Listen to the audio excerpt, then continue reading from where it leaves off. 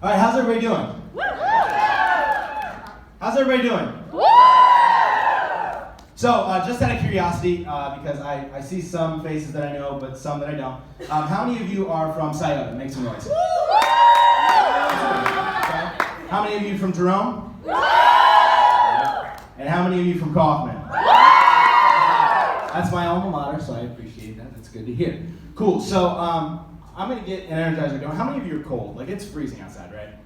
Yeah, so we're gonna do another Energizer. This is one of my favorites. Out of all the Energizers I've ever done, this is by far the best one. So what I'm gonna need everybody to do, both to shake my nerves out and to get you guys ready and warmed up for what I'm about to do, I need everybody to stand up. So this Energizer is called Crazy 8. Some of you have done it, some of you haven't. And how it's gonna work is we are going to take your right hand, you're gonna stick it high in the sky. It doesn't have to be that high, so that's cool. And you're going to shake it out. You're going to go 1, 2, 3, 4, 5, 6, 7, 8. Then you're going to switch to your left hand. You're going to do the same thing. 1, 2, 3, 4, 5, 6, 7, 8. Get the idea. Then, with your right leg, you're going to go out to 8. Shake it out 8 times. Then 8 with your left leg. And then you're going to give a whole body shake to 8, and a count of 8. Then you're going to go back to your right hand and do 7, 7, 7, 7, 7. And then we're going to count down. We're going to go quicker and quicker as we go. Sound good? Sweet. All right, so let's get started. 1, 2, 3, 4, 5, 6, 7, 8. 1, 2, 3, 4, 5, 6, 7, 8. 1, 2, 3, 4, 5, 6, 7, 8. 1, 2, 3, 4, 5, 6, 7, 8. 1, 2, 3, 4, 5, 6, 7, 8. 1, 2, 3, 4, 5, 6, 7. 1, 2, 3, 4, 5, 6, 7. 1, 2, 3, 4, 5, 6, 7. 1, 2, 3, 4, 5, 6, 7. 1, 2, 3, 4, 5, 6, 7. 1, 2, 3, 4, 5, 6. 1, 2, 3, 4, 5, 6. 1, 2, 3, 4, 5, 6. 1, 2, 3, 4, 5, 6. 1, 2, 3, 4, 5, 6. 1, 2, 3, 4, 5. 1, 2, 3, 4, 5. 1, 2, 3, 4, 5. 1, 2, 3, 4, 5. 1, 2, 3, 4, 5. 1, 2, 3, 4. 1, 2, 3, 4. 1, 2, 3, 4. 1, 2, 3, 4. 1, 2, 3, 4. 1, 2, 3. 1, 2, 3. 1, 2, 3. 1, 2, 3. 1, 2, 3. 1, 2, 1, 2, 1, 2, 1, 2, 1, 2, 1, 1, 1, 1.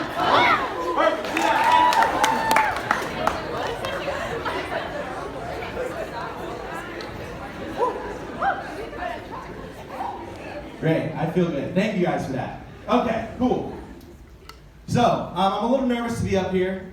Rightfully so. I'm looking in the face of some great leaders, and I'm super excited to be here. So when Dr. D and Lily first asked me to be a part of this, I was like, absolutely. This is something that I've been involved in since my junior year of high school, and we'll talk a little bit more about that later. But I love this program so much. And I was nervous because I wanted to do it justice. That's my last name. You can think of that. But I wanted to do it justice. I wanted to, speak to my experiences and also, explain how amazing this program is and can be for all of you. So, I was thinking for the words to say, and so like anybody who's searching for meaning in their life, I did what anybody would do. I went to the barbershop. And so I went yesterday looking for the right words and the wisdom of my barber. And he was like, hey, are you nervous, man? I'm like, yeah, I'm nervous. These guys are awesome, and I'm freaking out. And he was like, don't be nervous. They're just kids. Now, how many of you have heard that before? Oh, you're just a kid. Like, don't worry, right? To minimize your experiences, right? I was like, dude. And I jerked my head away, and he's like, dude, what's wrong? Did I cut you? And I'm like, no, you're good. That made me mad.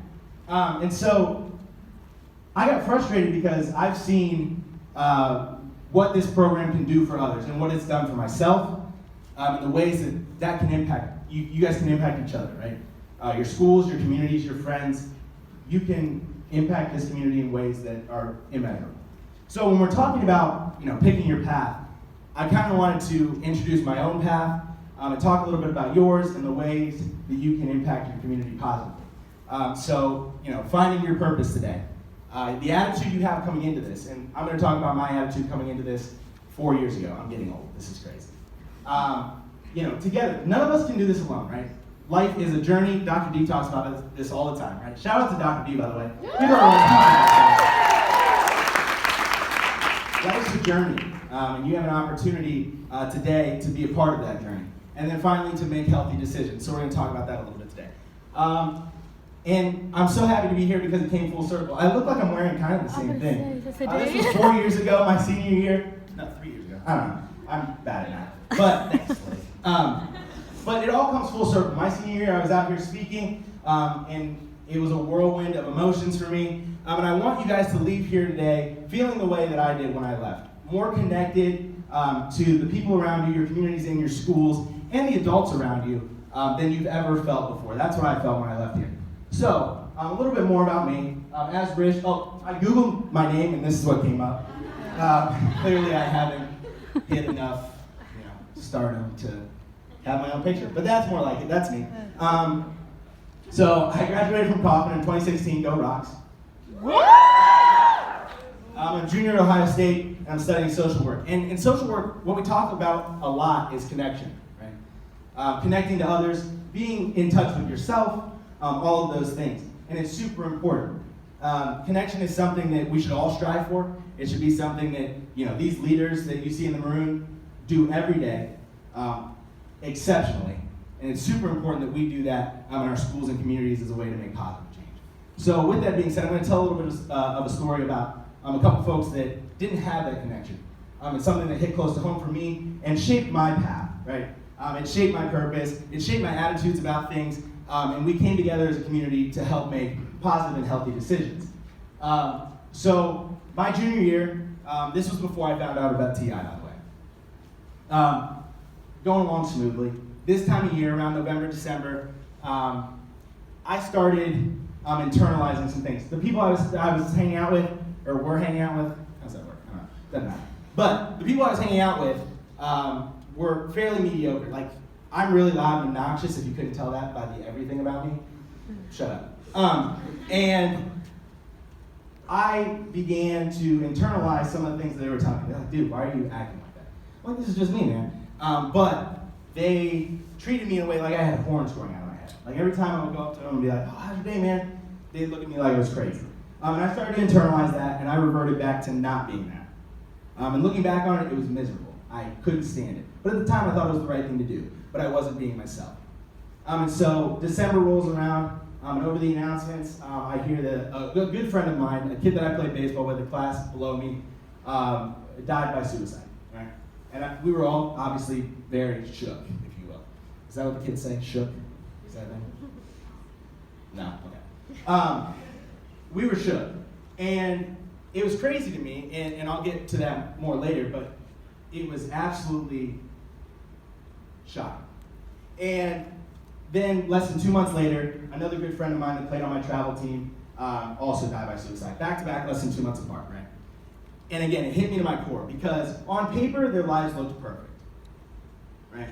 Like a lot of you, they lived in well-adjusted families, in Dublin for one of them, the other one went to Jonathan Alder. Well-adjusted families, athletes at the time, had girlfriends, all that cool stuff, and their lives looked very similar to mine. And what I realized was, holy cow, or holy crow, as Dr. D would say, there is so much more to people than what's on the outside, right? And connection helps you get to that place. But those folks didn't feel connected to, and they felt that was the best resolution for this problem, right? And so with that, I was like, I need to make a change about this. Like, this can't happen anymore. So I'm sitting in my living room crying, right? I'm upset, I'm very frustrated, and my mom's like, do something about it. Like, instead of being frustrated and just loathing over it, let's make something happen. And thankfully, a couple days later, a very young lady that is known for baking great cookies. Some of you may know her. She's got a PhD, and let's just call her, for example, this is just hypothetically, Dr. D or something like that. She's like, hey, I noticed you're frustrated about this. I noticed you're a leader. I'd love for you to come to this retreat. And this is the retreat that we're talking about, like this one, 3 years ago. And I'm like, okay, cool. I'll do it. She gives me the permission slip. I'm like, all right, cool, I'll fill it out. Did I fill it out? No. You're right, I didn't. Not because I didn't want to go, but because I missed that opportunity. I was too busy, I was whatever, I put it off, and I didn't make it. So, the retreat comes up, we have a snow day. You know how rare that is here, right? So what are the odds? We have a snow day that day, and it pushes back the retreat. So Dr. D's like, all right, here's another permission slip, take it, actually fill it out, and let's make it happen. I fill it out this time, I take that opportunity, and I run with it. So then, I get there, I walk in, and everybody's screaming and yelling, much like you have experienced, right? You experience a bunch of people in maroon shirts yelling at you and screaming at you, and you're like, is this a drug-free conference or a free drug conference? And you're really uncomfortable, right? But that's okay. That's a part of learning and growing. Oh, that's a picture of my mom, by the way. Cool. Oh, I'll get there in a second. And so I walked in, I'm like, I love this place. These people are accepting me for who I am. I can be loud and obnoxious like I normally am. I don't have to be the way I am at school. I can just be myself, right? And it was an amazing experience. Then this one lady, while I'm here, so I'm hanging out, Dr. D's like, hey, next weekend, we've got this retreat for middle schoolers. Learn to lead, for those of you who know what that is. And I'd love for you to be involved. I didn't know what prevention was, so I was like, this is the one thing I can contribute. I can talk in front of people. Let me do that. Let me do an opening piece. I did that. My now boss, she's got red hair. Let's just say Cheryl is her name. She saw this thing I did, and she was like, I love this. This is great. I was like, I know. And she's like, next weekend, right, a week later, we have a camp for middle schoolers. I want you to be involved in that. Now, this is as a youth staff, so the people in maroon, I don't know what I'm doing, but okay, let's do it. So I get involved in that. The following week, I go down to the youth advisory board. I do this training. I'm youth staff at the camp. 3 months later, I'm staffing our conference with 300 people at Youth to Youth. And then the following summer, I'm staffing all 3 conferences, which apparently hadn't happened in a long time. No big deal. And then I won, I've experienced some awesome people, some of the most amazing people I've ever experienced in my life. Oh, there's Dr. D, there's Cheryl, that's cool. And I've won some really cool awards as a result of it. But it all was rooted in taking opportunities, right? If I had said, no, Dr. D, I'm not going to fill out this permission slip, it wouldn't have happened. Or at least not in the same way. And so I'm forever grateful for Dr. D and Cheryl for getting me involved in something like this and helping me make positive change. So give it up for them one time. So I know some of you guys are thinking, well, Cam, like, I'm not loud and obnoxious like you are. I'm like, okay, I get it, I'm loud and obnoxious.